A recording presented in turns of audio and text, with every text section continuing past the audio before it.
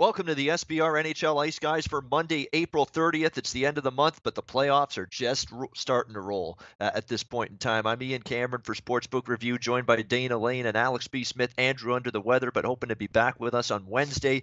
We've got 4 games. All 4 series, guys, are in play for us to discuss on today's show. All 4 series taking place Monday and Tuesday. We'll be breaking them all down. There's going to be a very familiar theme in play with a lot of my leans and opinions on this card. So we'll be getting down to that throughout the course of the show. Let's get to it. It's game 2. This is the only game coming up that we're talking about where there's game 2. Everything else up to game 3, but this series had a late start because of Boston going 7 with Toronto. But game 2 tonight, Bruins taking on the Tampa Bay Lightning, with Tampa Bay a minus 155 home favorite in this game. The total 6 across the board. The Boston Bruins, no hangover after the Toronto series, which was a bit of a concern I had for them, but no matter for them whatsoever. They rolled to a 6-2 victory in game number 1 Saturday afternoon in Tampa Bay, and really they go as the top line goes, and it was a dominant performance from David Pastrnak, Patrice Bergeron, and Brad Marchand. Once again, they've had many of those in the Toronto series.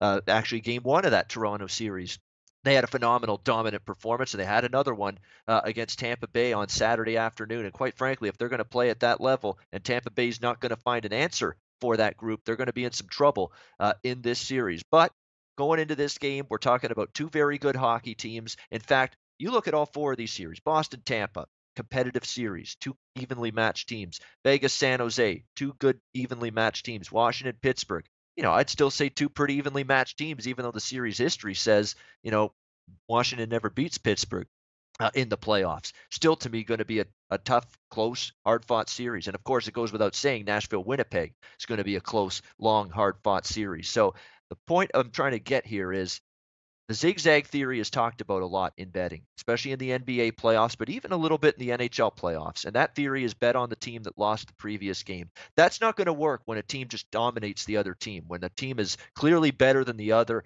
that zigzag theory is not going to work. So if you're betting that with, say, a 1 seed versus an 8 seed, and the 1 seed is clearly superior in all facets of the game, you're going to get your head caved in betting the zigzag theory in a series like that. However, in these 4 series here in the second round, I think if you apply the zigzag betting theory to these 4 series, you're going to do pretty good betting, I think, this second round of the Stanley Cup Playoffs, because I think we've got 4 even series. We've got teams that in every one of these series, they're very good teams in terms of their off a loss record. So in these 4 series, that's going to be a staple of mine, is going to be looking to back some of these teams that lost the previous game, because I think we're going to have that very back and forth competitive nature to a lot of these series here in the second round. And in fact, if you've been betting the team that lost the previous game so far in the second round, you're a perfect 3-0 to this point. So that's definitely something that I'm going to be looking to do. So as you can tell, I'm kind of leaning here to the Tampa Bay side here in game 2, much like we saw with Washington yesterday, much like we saw with Nashville yesterday. All you have to do is ask those 2 teams how desperately they wanted to avoid going down 2-0 on home ice. And, Tampa Bay is going to be trying to avoid a similar fate here tonight in this game. Obviously, the defense is going to have to play a lot better in front of Andre Vasilevsky. He's probably going to have to play a little bit better in net too. I think the Lightning offense, give Boston credit. They stymied Tampa quite a bit on Saturday, but I think they got a chance to come to life. So, what worked out well for me was Nashville team total over 3.5 yesterday, which was my best bet on the show. I'm going to go that similar route here tonight. We're going to go Tampa Bay over 3.5, and actually it's the exact same price, plus 120, with the Lightning over their team total 3.5. I'd just rather do that than lay minus 155 on the money line, or even lay the regulation line in case Boston, does some more damage. And I'm not convinced they can't do damage offensively here tonight against Tampa, but I do expect the Lightning offense to have a bounce back showing tonight at home in game 2, looking to avoid an 0-2 hole. So I'm going to go more than anything in this game with the Tampa Bay team total over 3.5 at plus 120 in game 2, Bruins Lightning tonight. Let's get to Dana Lane, Bruins and Lightning. Dana, you got any takes or thoughts or opinions on game 2 here? Of course we do. First of all, well, I guess we're not going to talk about Tuukka Rask throwing razor blades and not getting an unsportsmanlike conduct penalty, but I guess you can do that, but don't bump a goaltender's blocker. But I'm sure you'll get to that a little bit later. Boston, no doubt, guys, has had a tremendous amount of success against Tampa Bay, and not only against Tampa Bay, but also at Amalie Arena, where they've won 6 out of their last 7 attempts there. And so you would think that Boston has a pretty good chance of going up 2-0 in this series. I mean, if you look at the discrepancy between wins and losses, I think it's now 4 out of 5. The Bruins have won, something like that, but certainly do have an edge in the season series. That to me is telling me that perhaps Tampa Bay doesn't always have the ability to turn the switch on when they're coming off a loss against a team, or that motivational switch that makes them go to that extra level and avenge a previous loss. But with this being said, there is the extra caveat, as we talked about in the games the other day, or yesterday rather, that this is a game 7. Nobody wants to go down 2-0, have to go back to Boston. This is a more than capable Tampa Bay Lightning team. In fact, if you go through the history of the Lightning, and it's not history throughout the season, it's recent history, when this team has allowed or scored 2 goals or less, they have bounced back in almost every situation to either win the game or score a bunch of goals. So I don't think you're going to hold the Lightning down uh, very much. I mean, we could go back to Game 3 against the New Jersey Devils, where they were held to 2 goals on 36 shots, and then came back to score 3 on 37 the next game. And then even before that, you could go back to the last regular season game where they were held to 2 goals against Carolina, of all teams. And you could say, well, that was the end of the season. Well, Tampa was still fighting for an Eastern Conference title at that point, so it wasn't like that they weren't trying. I assume. I don't know. Sometimes I thought Boston wasn't really trying in their last game against the Lightning, but or their last game against the Panthers rather. And then they put up a 5 spot in Game 1 against New Jersey. So there is a history of Tampa Bay bouncing back after poor offensive efforts. We do know that they outshot the Bruins quite easily in Game 1.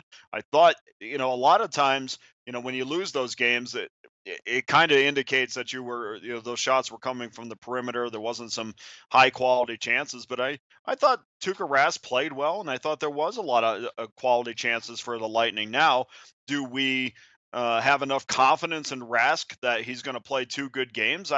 He's more than capable, but this guy is such a coin toss when you put him in net, because he could lose his mind at any second and give up 4 on 10 shots, and in comes Nikolai Hudobin. So I'm going to go Tampa Bay in this one. It is interesting to note that Braden Point and Andre Palat didn't practice yesterday, but it was described by the team as just being a maintenance day. So I wouldn't put too much into that, but there's a reason why those 2 guys needed some maintenance. Something probably to look at as the season goes on, or as the series goes on. But for tonight, I like Tampa Bay, but in regulation, not giving up that amount of money, but in regulation, I think you can get even money on that. Yeah, I think it's very similar to what it's been most of these games in terms of that reg line. It's in that -105, -110 range to look regulation time with Tampa Bay tonight in Game 2. That's where Dana will go with that game. How about Alex? Anything on Bruins Lightning? Not a whole lot. This has been a game. I mean, Game 1 was fun to watch, but I don't really know, like I said, where to see. I don't expect Tampa Bay to give up 5-6 goals again. That's the thing. When you see this team have a poor defensive outing, usually, especially Vasilevsky tends to bounce back. And this, talk about Rask, also a goalie, obviously, who once again continues to do well against Tampa Bay. So this could be. I actually would lean with anything to the under here. I wouldn't be shocked if we see this be a 2-1 game. Just both goalies just start playing out of their mind, because that's just really kind of been the point of these two goaltenders. At least they've been able to just turn things around, especially after having a poor outing. So that I won't be playing it. I'll certainly watching it, but I feel like this game could easily go under tonight. All right, lean to the under. Can Boston, Tampa I Bay just tonight. say one thing? Yeah. I have no idea what I'm thinking. It's Anton Hudobin. I'm not sure where Nikolai came from. Let's just move on. I actually heard that too, but I didn't want to just, slam you upside Oh the no, head you and should. Oh no, you mistake, should crush me for that. I mean, I wouldn't. It's a hockey show. You would think I'd. You know what it is? these guys Hudobin and Happy Poulin are the same, sound similar. Yeah, Nikolai they're very, Hell's- very close. That's Hey, that's what exactly I'm it. thinking of. And Yeah, Tampa Bay's involved. Yeah. that's exactly. Thank you. Who, of Ian. course, Thank was you so led much. to a Stanley Cup championship in 2004 by Well, Nikolai that's my Habibulin. Not Hudobin, Habibulin. Yeah. exactly my thought process on that. So let's move on, Matt. Yeah, not Idiot. Nikolai Hudobin. No, not Nikolai Hudobin. On, yeah. All right, so here we Anton Hudobin. There we go. Even I forgot for a second. Anton Hudobin. There we go. We got the name right. Vegas, San Jose, 17-18 on the rotation. Our second game of the doubleheader on Monday night, 10:05 p.m. Eastern, 7:05 p.m. Pacific in the tank, the Shark Tank in San Jose. San Jose minus 130 to minus 135, and even a minus 140 out there at the Greek. So this is one of those you shop around if you like either side. Total 5.5 shaded to the under, minus 130, minus 135. And certainly this is a series that's got that long, competitive, back and forth kind of nature to it. And I think that's the way I'm going to be going here in this game. You're talking about a Vegas team that how many times after a loss, things don't go their way, bad penalties, undisciplined as they were in game 2. As much as I have issues with the goaltender interference call, we can't sugarcoat the fact that Vegas took way too many penalties, 7 in that game. That's way too many. Can't do that against San Jose. They got to clean that up. Gerard Gallant says for half of that 50 minutes of that game, we didn't, compete.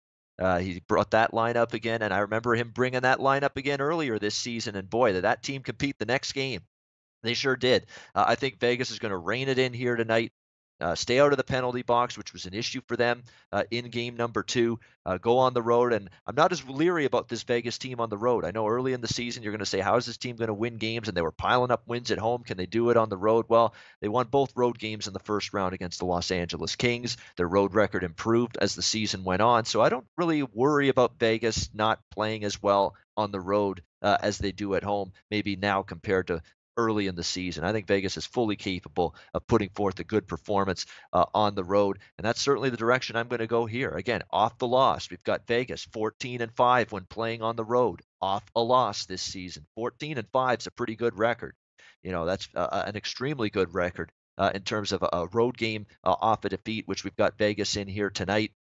We've got Marc-Andre Fleury, who's been just absolutely sensational off a loss himself. I mean, he's 11-2 last 13 starts in between the pipes after a game in which he lost. So that's a really strong recent record for Marc-Andre Fleury and bounce back situation. So you're going to give me plus 115 and even plus 120 now with this Vegas team, who I think is going to have their heads screwed back on, be played more disciplined, because I think 5-on-5, San Jose was a lot better 5-on-5 than they were in game 1, but in the broad spectrum of the two games combined, I'd still say Vegas has been the better 5-on-5 team in this series. As long as you stay out of that penalty box tonight, should be able to give your team a decent chance to win if you're the Vegas Golden Knights. And I know Gerard Gallant and his coaching staff is hammering home that point. Now, before we turn it over, I'm going to just quickly say about the goalie interference, because I did promise you a rant about it. I am not so much angry about the call going one way or the other Saturday night. It's the fact that I've got these things cycling in my head that I have seen this season where I am seeing an extremely larger amount of contact and an extremely larger collision with a goalie being called a good goal countless times this season.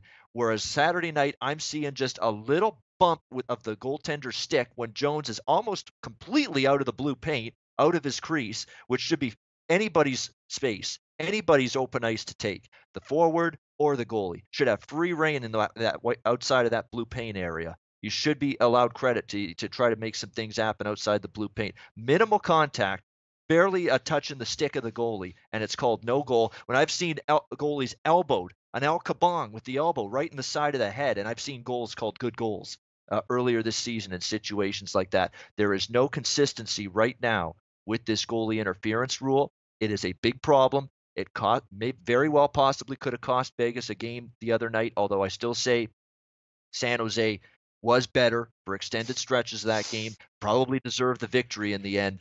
But the fact is, Vegas still had a chance to win it, and it was kind of taken away from them. That rule's got to be clarified. It's got to be universal. It's got to be consistent from game to game, from venue to venue, from officiating staff to officiating crew.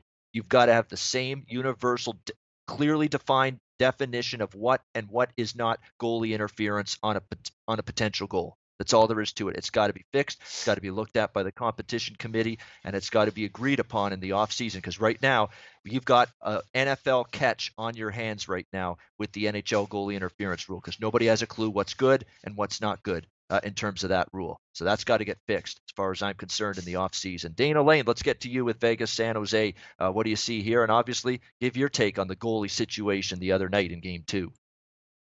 Yeah, Ian, I mean, listen, they go back to the studio and act as if this was a clear interference call. And that's fine. If you want to go letter of the law, I guess that's fine.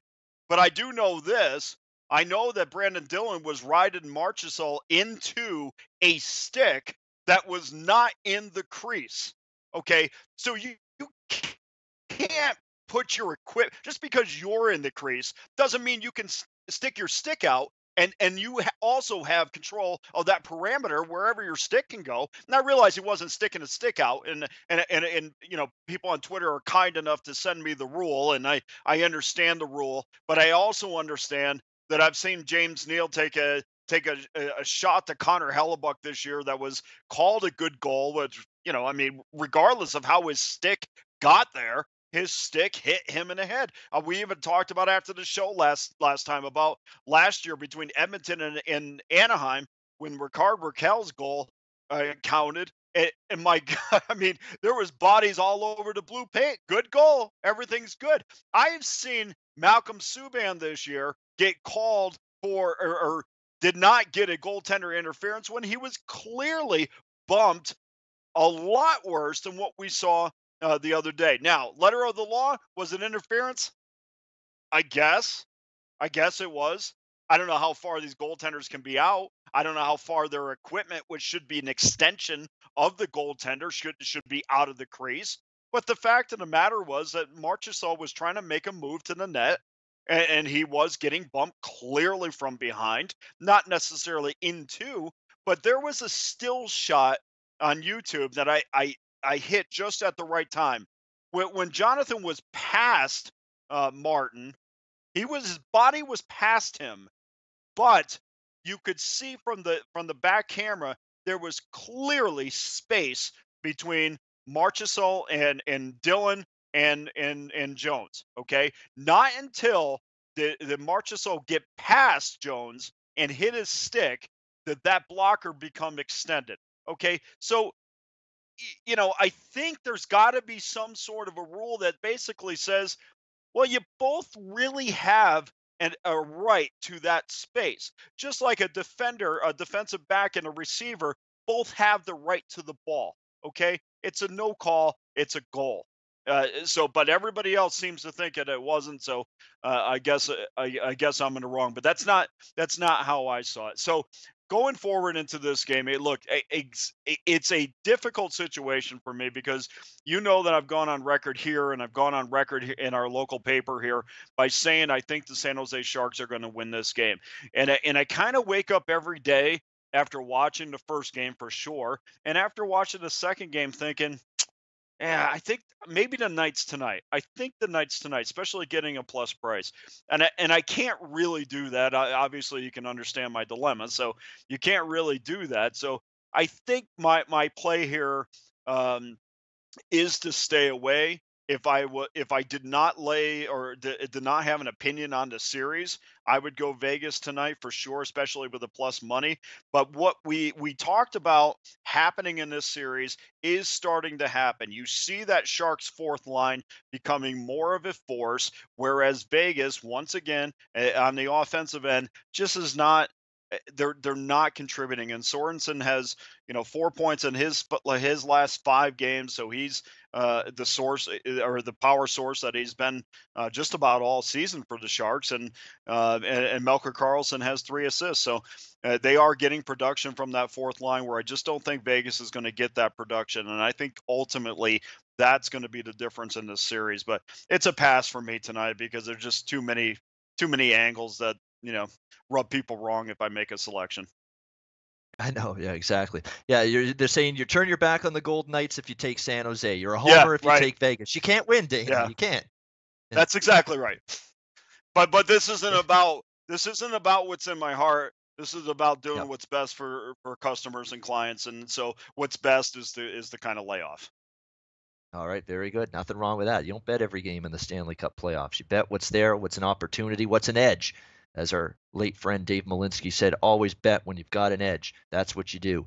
Alex B, and that is, by the way, my edge I think here is Vegas off a loss. They've been great, 14-5, as I said on the road. That's what I think my edge is here, and a wake-up call from the coach saying stay out of the damn penalty box because that's what got you in trouble the other night. And I think the Vegas Golden Knights will heed those words. And like I say, if this is a 5-on-5, predominantly a 5-on-5 hockey game tonight, I think I like Vegas's chances, to be honest with you. They've played very good 5-on-5 so far in this series. Let's get to Alex with Vegas and San Jose. Game 3 in the Shark Tank, 1-1 series. What do you like happening here tonight, Alex?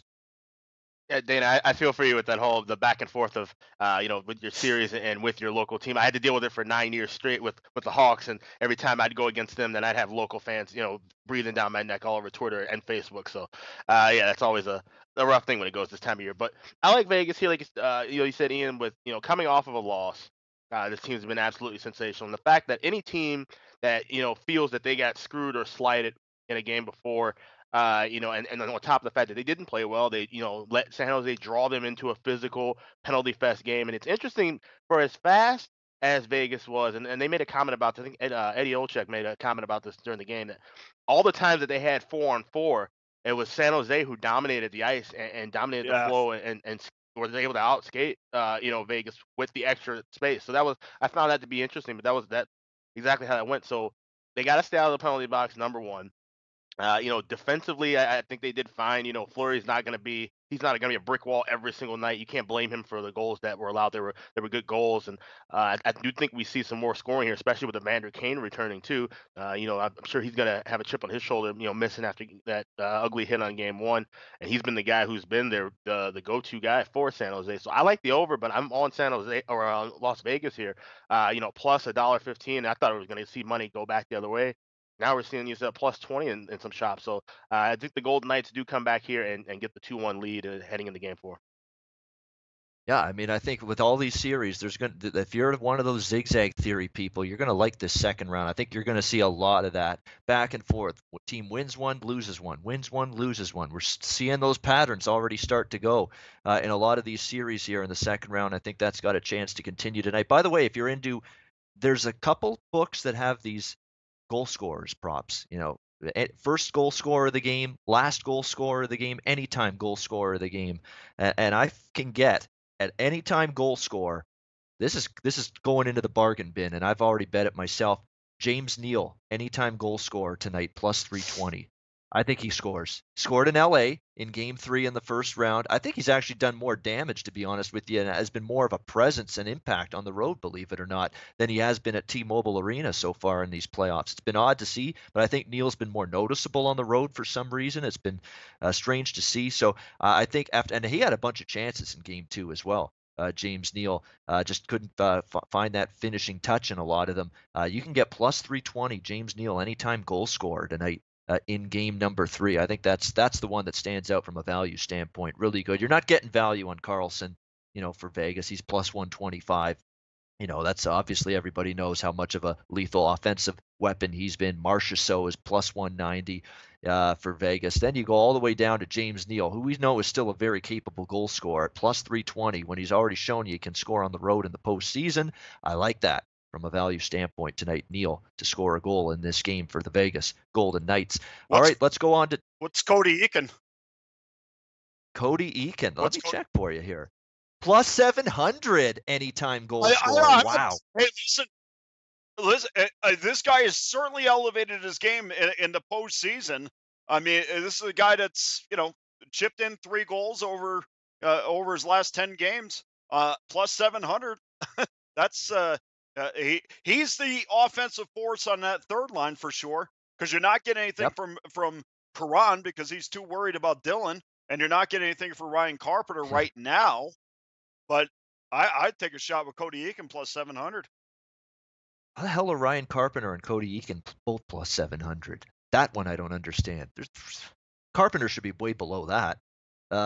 Even Tuck at plus 450 is not bad. Tuck scored in game 1. Beautiful goal for him in game one of that series. So there's a couple like Vegas players that are pretty decent value in terms of scoring a goal tonight. Most of the big players for San Jose, actually Burns being at plus 400 is not bad if you're into a San Jose goal scorer in this game tonight. I mean, he's capable, but all the big forwards, Couture, Hurdle, Pavelski, and Kane, they're all plus 170 or less to score a goal tonight. So you're not getting great value with any of those guys. But yeah, Neal's the one that stood out to me. And Dana mentioned it with Eakin. Eakin's one of those guys that he goes to the areas of the ice where you score goals in the playoffs, right in front of the net, 2 feet from the goaltender. That's where you can do some damage in the spring. And yeah, that's a great price. Eakin plus 700, no question. If you really want to go bargain hunting, that might be one for you as well. All right, let's go to Tuesday, guys. We got two more series. Washington, Pittsburgh. Game 3 of this series in the Berg at the PPG Paints Arena, minus 145. Pittsburgh in Game 3, total 5.5, shaded to the over, minus 115. And, well, pretty much said it on yesterday's show that, it was a game that Washington needed to get at home to avoid going down 2-0, and they got it, a 4-1 win. They got another controversial moment from officials to go their way in the third period with a Patrick Hornquist goal waved off.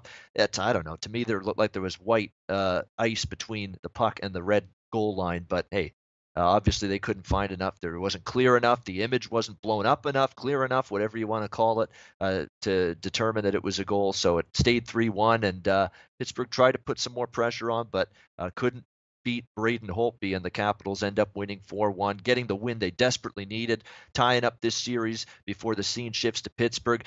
Very important to tie the series, A, because you don't want to go on the road down 2-0, and B, because Penguins very well could get Evgeny Malkin back for this game.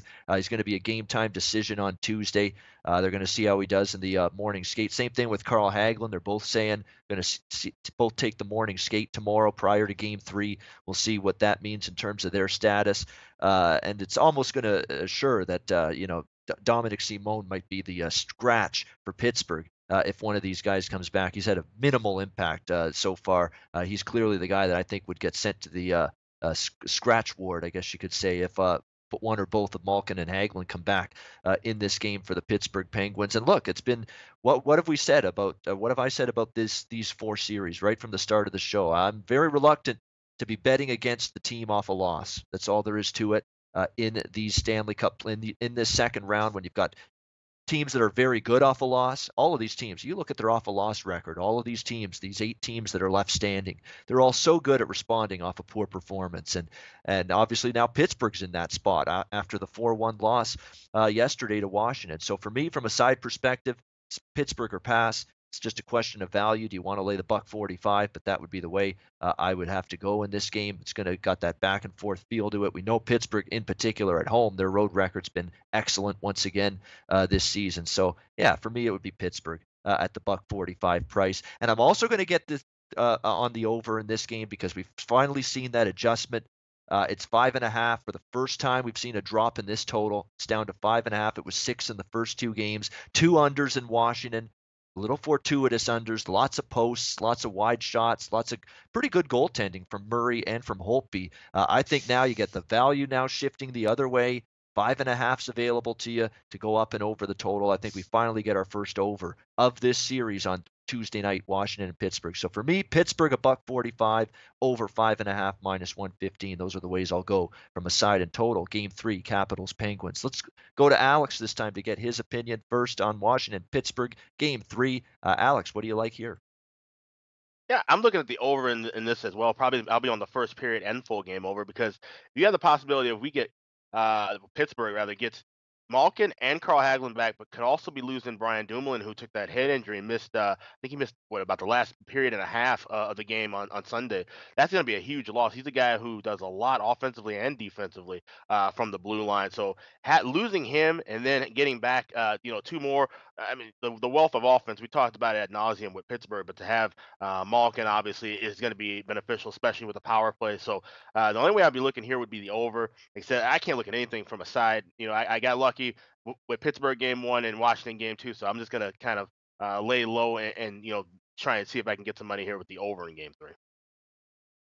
Yeah, I mean Pittsburgh again minus 145 in a bounce back off a loss situation. Not the greatest bargain, but it does slide just under my little threshold, as you know, is minus 150. I've said that for ever and ever. I don't usually go more than that if it's minus 145. Still a playable price for me on Pittsburgh, and I'm with Alex like the over as well. Dana, Washington, Pittsburgh, thoughts?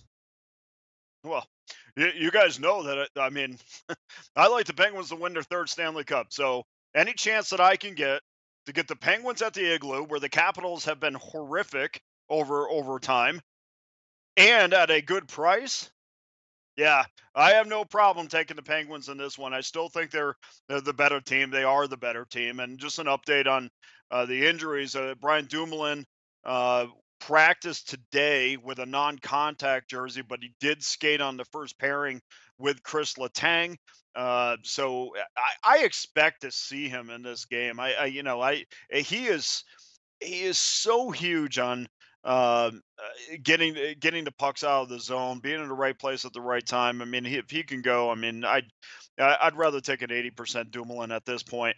Also, Carl Hagelin skated today with a non-contact jersey until the Pens practice their penalty kill. Then he put a contact jersey on today, so that's kind of strange. I'm not really sure why. I guess there's more contact, or I guess there's more contact, so they don't want to be contacted in that situation. But it does sound funny, guys, to hear Chris Letang talk after the game about the Penguins playing 60 minutes and how they need to be focused for the entire game, because we usually reserve that for Washington Capitals talk. Listen, guys, I love the Penguins having a little bit of a chip on their shoulder, and perhaps the fact that the Hornquist goal didn't count is the best thing that ever happened to Pittsburgh. It's almost like Batman always needs a nemesis. And I know that the Penguins are the nemesis to the Capitals, but I don't think the Capitals are the nemesis to the Penguins. And now you give them a little bit of something to say, well, wait a minute, we're going to overcome this. I think the Penguins are going to come out and absolutely smoke the Washington Capitals. And by the way, look, like you guys, I saw that replay a million times yesterday.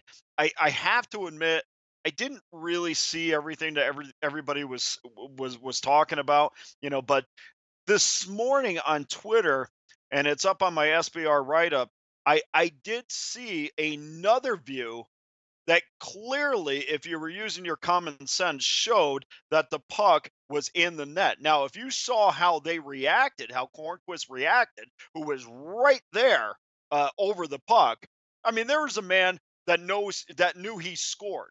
If he didn't think he scored, he would have still been pounding away at the puck to get it over the line. Okay, so that's telling me the puck went over the net, and of course, neither Gord Dwyer or Chris Rooney were in position to make that call. So of course, they didn't see the puck, and ultimately, if we're going letter of the law, which apparently the NHL does once in a while, that was the correct call, because there was not significant evidence to say that it went over the line. Okay, that's my opinion on it. But this morning, I think it did. Anyway, going back to that,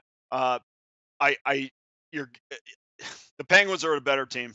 And even if they're less than 100%, they're better than the Washington Capitals. And a lot of this stuff has always fallen on Alexander Ovechkin's at his feet as to why the Capitals can't produce. And if I'm Alexander Ovechkin, I got to look at these Penguins every single series and say, you know what? If I had Malkin, if I had Kessel, I'd have some rings on my fingers too. And he's got to be looking at his line mates just shaking his head. The Penguins are the better team. They're going to win their third straight cup, and they're going to win game 3 of this series against the Caps. All right, there you go. Pittsburgh minus 145. No argument. I mean, Pittsburgh off a loss. I still think Washington's got to prove it to me first, and Penguins, I think, a decent chance to bounce back. And look, yeah, Brian Dumoulin, that's a bad job by me not mentioning that right off the top. But yeah, injured yesterday. Brian Dumoulin, day to day. And hey, if he doesn't play, you still got Letang, Mata, Schultz, Oleksiak, Ruedel, a good group. And guess who steps in if Dumoulin doesn't play? Matt Hunwick. Okay, Matt Hunwick's in the playoffs last year with the Toronto Maple Leafs. Veteran guy. He's been around the block, knows what he's doing at this time of year. It's not like they're crippled without Brian Dumoulin. We've got to stop talking like he's the next Bobby Orr or something, or Paul Coffey. Ray Bork. I mean, he's a decent defenseman, but he's not on that level. I mean, they're going to miss him, but Pittsburgh can survive without him. They'll be fine, even if Dumoulin doesn't go Game 3 on Tuesday night. Let's go to Alex B. Smith, Pittsburgh and Washington. What's going to happen, Alex? What do you like? Oh, I already gave my opinion on that, with the with the game, but except the over is You what did. I'm looking You did. at. Oh my gosh. Yeah. Yeah. Right. We let off with me. I have more of an opinion if you want to go back to me. Yeah, exactly. You're right. You absolutely did. You're right. I See? don't. Just had one of those moments there. Yeah. There's a lot of. See, I got the chat going about the goal scoring props. They're fantastic. I mean, you don't obviously go crazy with them. You don't, bet every player to score. Obviously, you handpick one or two Well, if that's you something think the you can price put is right. you can take something out of your bankroll on that though. You can separate some of your bankroll and maybe put some $5-10 wagers on it spread out, especially if you think the game's going to go over. Yep. You think you can cash 3 or 4 on each side of players, then it could turn out to be pretty good. No doubt about it. Is there a Nashville, limit? Do you know on that, Ian? Is there a limit how many players you can wager on? There's no limit actually. It's whatever they offer. They offer just a slew of players. I don't know about every single player, but the majority of the big players, like they've got even Kevin LeBanc on San Jose to score. You've got do they have Sorensen, my buddy there, Sorensen tonight? I don't see Sorensen here. That's weird. Wow, they don't have I was Sorensen all listed over here. Sorensen. I know. I would be Oh, absolutely if interested they in that did. one. Yeah, exactly. I see I Bodker. I love that see one. Tierney, Velasic. Yeah, Martin. Donskoy, Meyer, Bodker, LeBanc. Where the hell is no Soren? I saw Sorensen on the goal scoring props the other night. I don't see him now. That's weird. Very odd. But that would be one I'd He's be got 4 interested in points from in a his San last Jose 5 standpoint. games, and he's not. I know that would be one He's I'd got be 4 points in interested in 5 too games, and he's not on the top list. on the scoring prop list. Yeah, that's I can't figure that one out because you're right. He's been one of those under the radar. We see it every time. We saw Joel Ward for San Jose and Washington years ago. One of these under the radar depth forwards and score big goals in the postseason. And that's been Sorensen for these San Jose Sharks here so far in the playoffs. And yet I can't see a prop listing him to score tonight in this game yet. Maybe it'll be posted later, but yeah, right now nothing. So very interesting. He'd be one of the guys you should have on there. Wake up there. Bet365 in this case. Nashville, Winnipeg, 53-54. Our fourth game to talk about, final one. Winnipeg minus 135. Total 5.5, minus 125 to the over. There is 1.6 out there at Heritage, so if you like the over, that is the way you'd want to go there. And I'm going to sound like a broken record here, but it's I'm going to be on the team off a loss once again. Shocker. We got the Winnipeg Jets laying $1.35 at home here against the Nashville Predators. I think this price is really good. Like this is one where minus 135 with a good home team on a good home ice on a crazy building. Bell MTS Center is going to be just flying. They already got what they wanted out of the first 2 games in Nashville. Get out of there with a split. Mission accomplished. They are going to be a fired up group back home. Welcoming their Jets home to take on this Nashville Predators team. And let's be honest, Nashville's defense has had their hands full with this Winnipeg speed and passing and vision. And we saw it on the tying goal. What passing, what vision to spot Scheifele there for the tying goal, 4-4 to force overtime. Pekka Rinne's looked very, very shaky. There's been some shots where he's juggling the puck. He can't track the puck behind the net on the one goal. It comes back out in front, and he's still looking behind him saying, where the hell's the puck?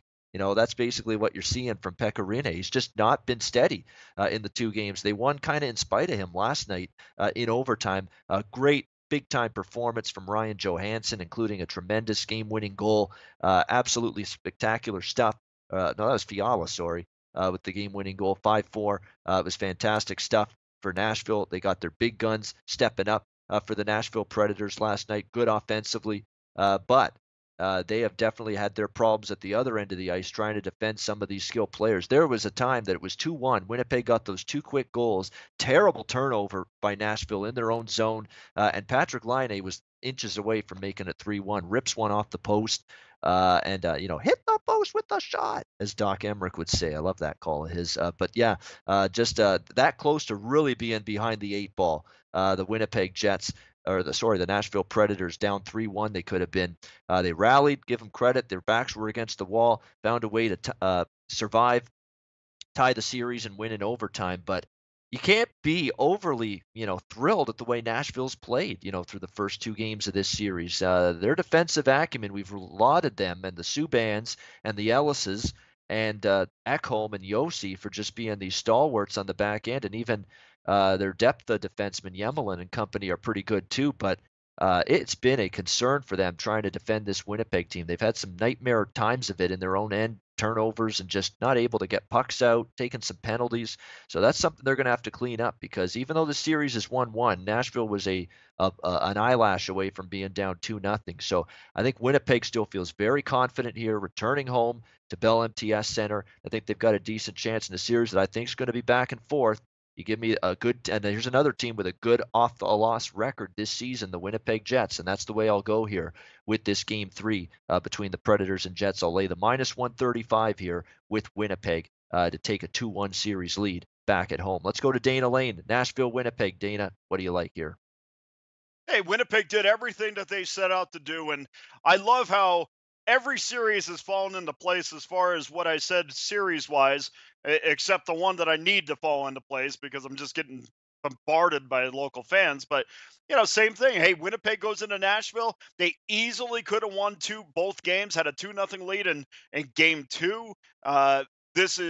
We talked way earlier in the Ice Guys at the beginning of the playoffs about the block shot statistics, which I think in some cases tell you a lot more than the shots on goal statistic. And Winnipeg has completely dominated that category. And if you just watch it and the numbers bear out that they just look like they wanted a little bit more. They look like they're playing with confidence. And I don't think there's any reason to go against Winnipeg tonight as they go into the MTS Center. And again, we talk about fan bases trying to, fire up another one. I remember reading a tweet after Nashville, which isn't even involved in the Vegas series, from a writer there saying he was sick of Vegas.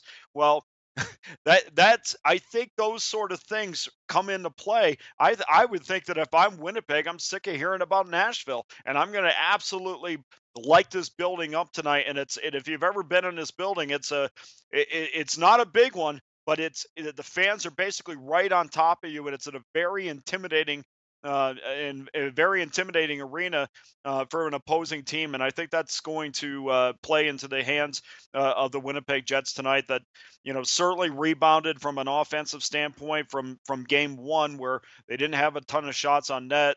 Double overtime certainly helped, but 50 it looks like a pretty good number if I'm Paul Maurice. And I really like where they're at. I think, as we said to begin, I think they are going to wear Nashville down. I think PK Subban checks out from time to time, and I think Nashville's a little bit off their game, and I think they're going to get thrown even more off their game in this extremely intimidating atmosphere.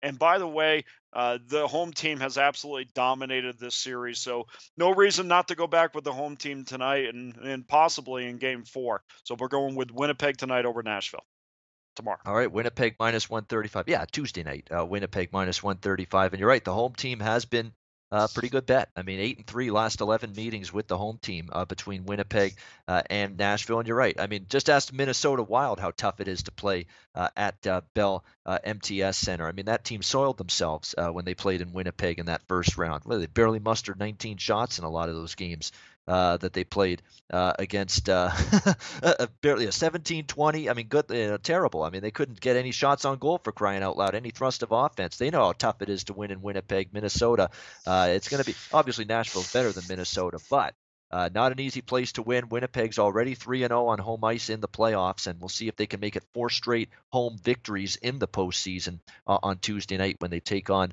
this Nashville team. That's the playoffs for you. Look at this series. I mean, Nashville loses 4-1 in game 1, outshoots Winnipeg 48-19. They get outshot 50-41 in game 2, and they win that game. So again, but I think Winnipeg's going to come away from it feeling a lot better about their game in game 2 that they lost than game 1 that they won. So that's the way the playoffs goes.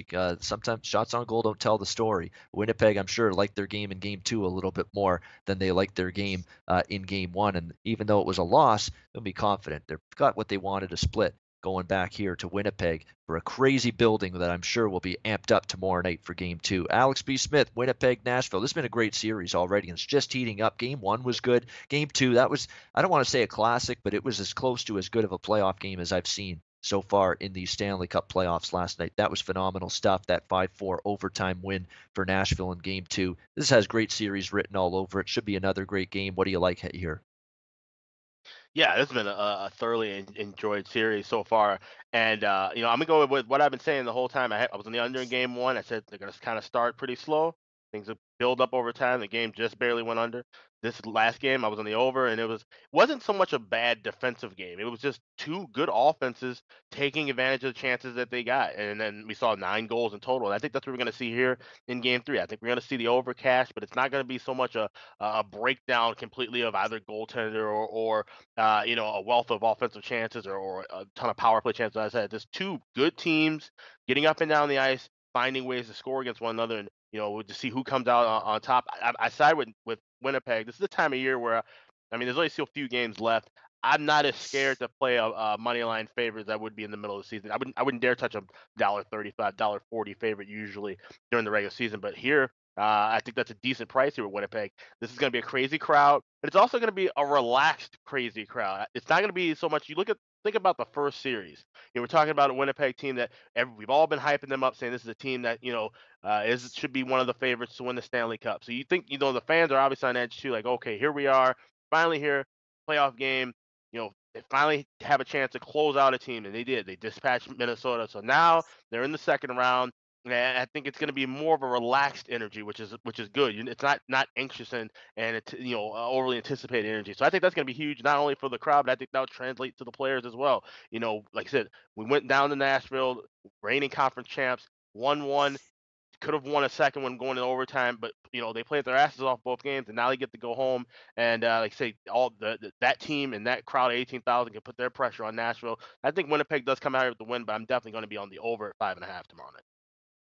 Yeah, over 5.5, and you can still get 5.5. Most spots -125. So make sure you shop around, get the best of the number with that. Certainly no argument with that opinion going over the total. It's going to be a lot of pace and a lot of chances in this series. That's just the way they play. It's the way they played in the first 2 games. And certainly with Pekka Rinne's goaltending being a little bit shaky at this point in time.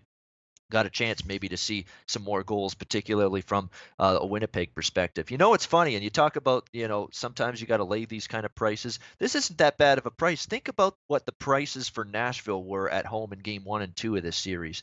Okay, Nashville was -155 at home in Game 1. They opened -175 at home in Game 2. So when you compare, like, is Winnipeg's home ice really that much weaker than Nashville's to be just -135? To me, it's all about perspective. Sometimes -135, there's absolutely no value. In this case, I think a Winnipeg -135 provides tremendous value here in this setting, considering what Nashville was laying in Game 1 and 2. I think Winnipeg's home ice is right on par with Nashville's in terms of how tough it is, how loud the crowd is, how well the team plays on home ice, and yet you're laying -135 here with Winnipeg, and you were laying -155 and -175 with Nashville with them in the first 2 home games. So there's value here, I think, with Winnipeg. This is actually a -135. That's a good price. You know what that is, Ian. That's the Nashville Predator factor. That's the respect factor of them, going to the Stanley Cup final last year. That's just implemented in that price.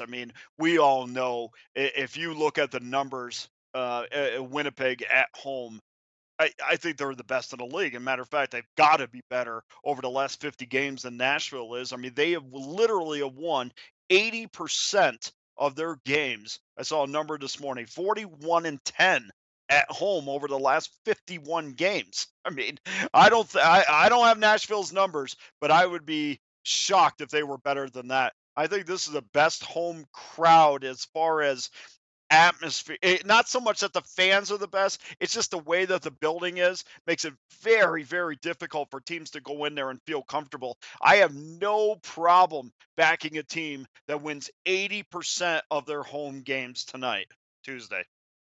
Tuesday night, yeah. We know what you mean. Yeah, that's Their home record this season, we're talking about if you're betting Winnipeg, you got 35-9 on your side. 35-9 is their home record. I'd say that's pretty good in terms of a home record. That's just fantastic here. It's been a haven for them. And like we said, they're 19-13, Winnipeg off a loss. Both of these teams off a win. They're below 500. So again, you got the teams doing better off a loss than they are off a win. So all adds up to me, and a good price, good value on the Winnipeg side. Before we get to best bets to wrap up the show, there's no goal scoring props for the Tuesday games. They don't post those till the day of the game, but I'm going to go back look at the Tampa Boston game tonight.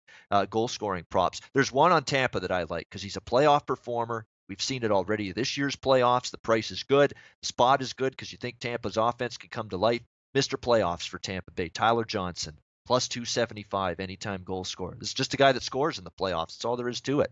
Look at the New Jersey series. Multiple goals for him in that series. Obviously, you're not going to get any value on Kucherov, minus 115. Stamkos, plus 115.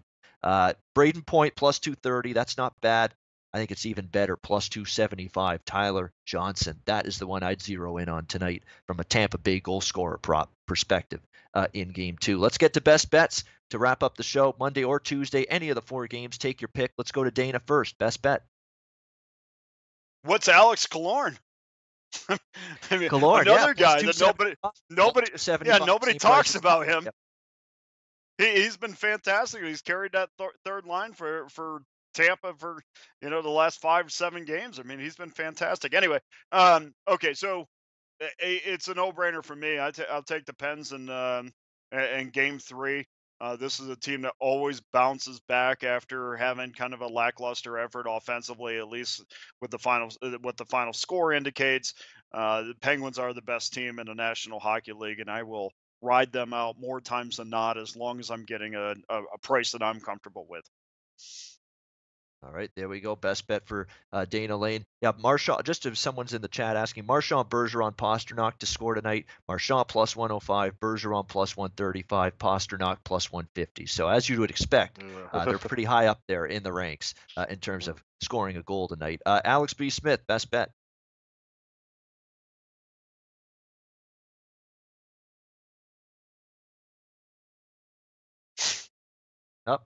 He's got to get his mic turned on for a second. I agree with everything you're saying, Alex. I agree with it too. It sounds great. Sounds excellent, Alex. Wonderful opinion. If there's something that could read lips on YouTube, then they probably knew I was picking Vegas. You can find it as high as plus $1.20. I think there's some really good value there. And like I said, this team's been excellent off a loss. Fleury's been sensational. I think he said 11-2. Last 13 coming off of a loss. They're going to make sure that the game isn't decided by a bad call or a quick goal late. They know that they can't afford to be in the penalty box all night. They got to be on the ice and try to outskate the Sharks in the Shark Tank. So I'm going with the Golden Knights plus $1.15 is my best bet. All right, Golden Knights, best bet for Alex B. Smith. And just I want to give everyone something different. In terms of a best bet, I'm going to go Washington, Pittsburgh over 5.5 minus 115. Take advantage of finally a game where we've got a deflated total to work with. I think we're going to see a different trending type of hockey game Tuesday night. Capitals, Penguins over 5.5 minus 115. That'll be my best bet. And that's going to wrap up the show. Thanks to everyone for tuning in. We'll hopefully have Andrew back in the house and with us for Wednesday. And remember, Wednesday's show is the one day we're on a different time, 4 p.m. Eastern, 1 p.m. Pacific time, Wednesday afternoon. That'll be our next edition of the NHL Ice Guys as we take you through Wednesday and Thursday's playoff action. For Dana Lane and for Alex B. Smith, I'm Ian Cameron for Sportsbook Review. Thanks to everyone in the chat for all your interaction. Thanks for tuning in. As always, and all your support of the show, we greatly appreciate it. Give us a thumbs up if you like the content. Enjoy the playoff action for the next 2 nights. We'll see you again on Wednesday.